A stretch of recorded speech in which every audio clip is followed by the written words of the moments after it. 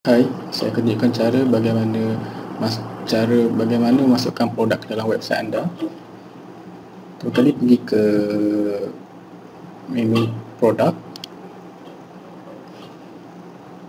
klik pada bahagian add new. Pada bahagian produk name ni, namakan nama produk anda. Sebagai contoh, produk saya. Description, keterangan pada produk.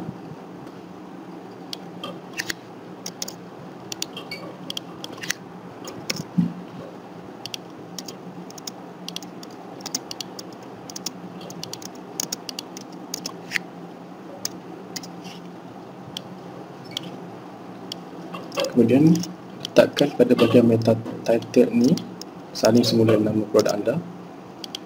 Penting diingatkan, kalau ada ikon warna merah ni bermaksud produk ruangan itu perlu diisi. Yang lain-lain anda boleh abaikan jika tidak perlu. Dan pergi ke bahagian data. Bahagian image ini, masukkan gambar produk anda. Klik ikon ni, klik ikon ini dan attachkan gambar produk anda. Pilih gambar produk. So ini gambar produk saya. Klik, gambar akan terpapar di sini. Pada bahagian model ini bermaksud kod produk. So kod produk ni perlu diletakkan sebab ada ikon tanda merah ni. So kod produk saya.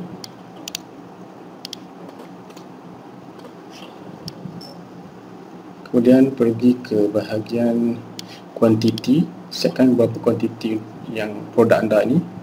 Bagi contoh saya 10. Kemudian letak harga produk pada bahagian price.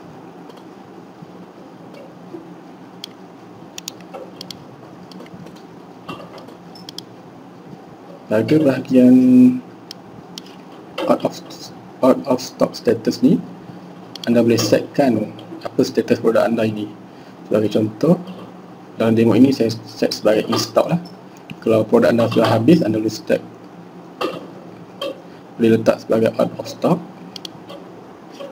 Ada bahagian lain-lain ini, keyword ini, kalau anda nak letak, anda boleh letak ikut format seperti yang diberitahu dalam keterangan berwarna hitam ini.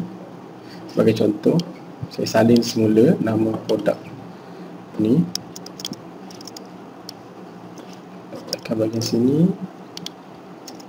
Kemudian letak tanda dash.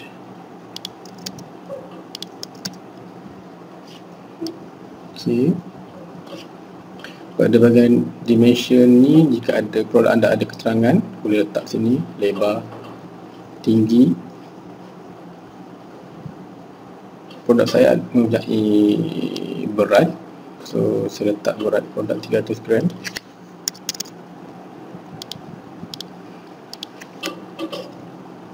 Kemudian jika produk anda mempunyai banyak gambar, anda boleh pergi ke bahagian tab image.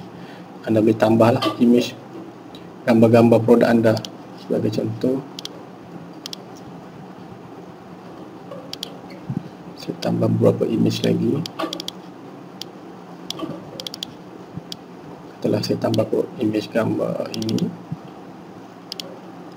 so saya letak kat sini. So saya terpapar. Okey, selesai. Anda boleh save.